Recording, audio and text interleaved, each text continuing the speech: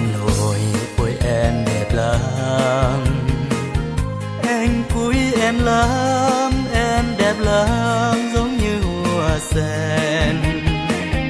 Anh vào Hà Nội mục đích để mà làm quen, để cho hoa sen kết nghĩa với hoa champa.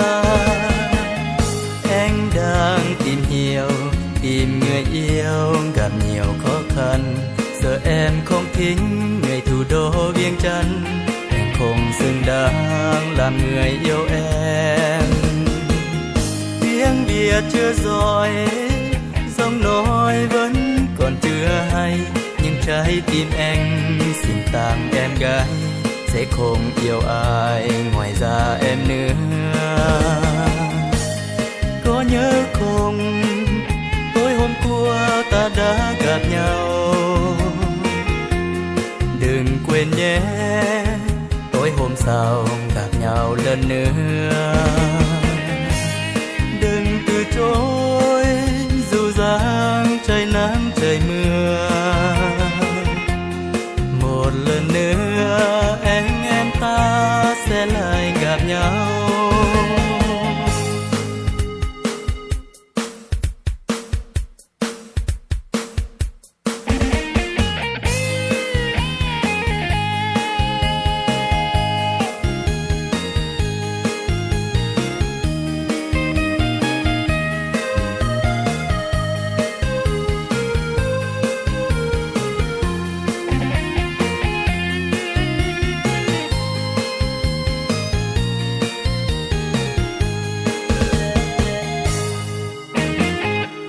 Anh đang tìm hiểu, tìm người yêu gặp nhiều khó khăn.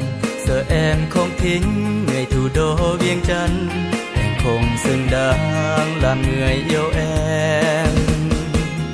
Tiếng Việt chưa giỏi, giọng nói vẫn còn chưa hay, nhưng trái tim anh xin tặng em gái, sẽ không yêu ai ngoài ra em nữa.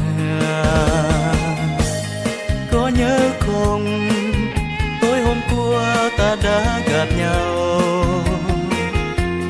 Đừng quên nhé, tối hôm sau gặp nhau lần nữa.